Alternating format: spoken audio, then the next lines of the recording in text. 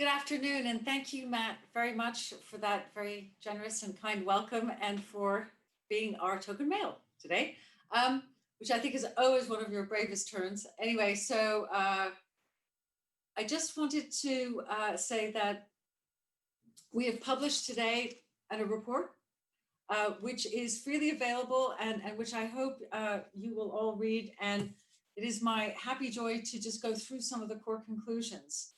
But before that, I just wanted to thank Sherry Coutu for her incredible enthusiasm as a founder of Founders for Schools in inspiring business people like me to get involved in the next generation of business leaders, of active business participants, and to start very, very young.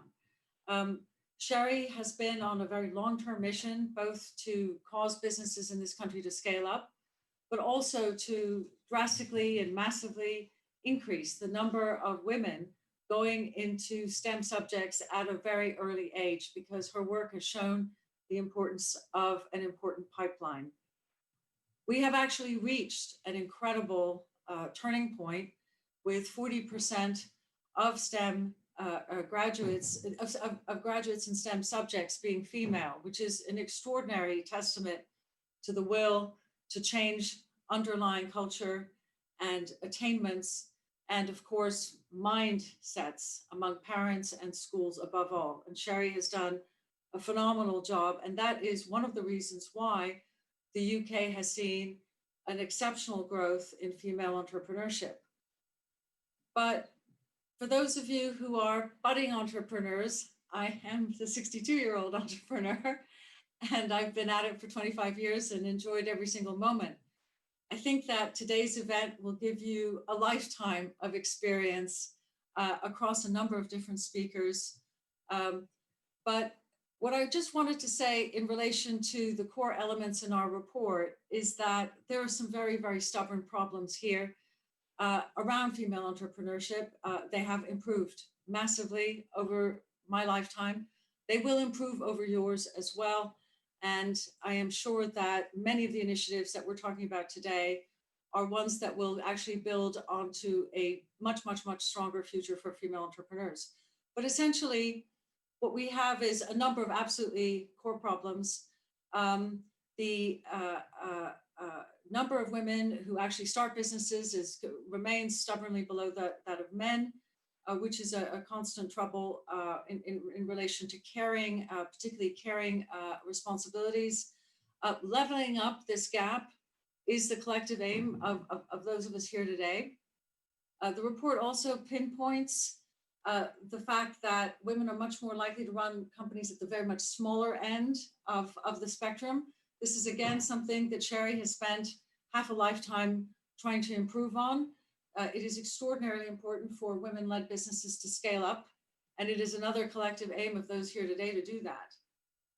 Women are also much more likely to be creating businesses that serve customers in education, health, food, and accommodation sectors, which have been clobbered by the pandemic. And they don't actually tend to be in enterprises, start businesses in enterprises leveraging the opportunities of the digital age. The sectors where female-led businesses cluster are much, much more vulnerable to the public health crisis, which we know will continue for a couple of years. And I'm afraid that the evidence is that the gender gap is going to grow, much as Matt said. The impact of this virus is disproportionately on very vulnerable groups that have taken over a generation to reach any form of significant attainment in the business sector.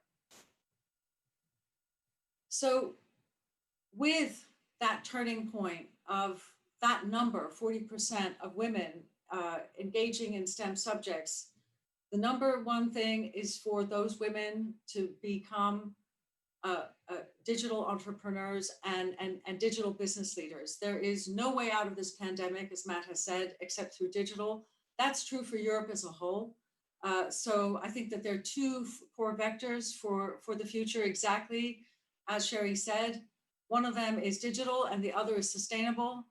And as someone who has lived through 3 major recessions, I can tell you that at every turn, it has been entrepreneurship and technology-led entrepreneurship that has driven forward the renewal and growth of our economy. And the UK has an exceptional record. We already have a very, very pacey return to business creation.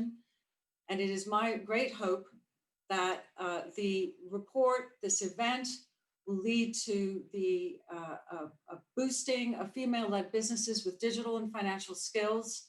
In particular, the core of the problem, which is at the VC level, which remains woefully male, pale, and stale. It is time to change that, and the Alison Rose Review of Female Entrepreneurship pinpointed exactly how to do that. The report also features initiatives from Google for Business, which I encourage all businesses here today to look at. I think that my last hope for us all in this very, very difficult time, with much, much further extreme waves of financial hardship and indeed fear to come. But I think that we have come a long way in the last generation, and that we have not lost everything that we have gained. We're certainly not losing the educational advantages, the impact of women being put on boards, all of those initiatives over this last generation, the digital skills that women have taken on, all of these augur very, very well. New business creation is the British lifeblood. And with all the damage that has occurred already to the economy, I am very, very certain that today will be the start of an even greater wave, a counter wave to that of the trauma that we're living through, in which we can add the words digital, female, and scale to our ambitions for female entrepreneurship in the future. Thank you.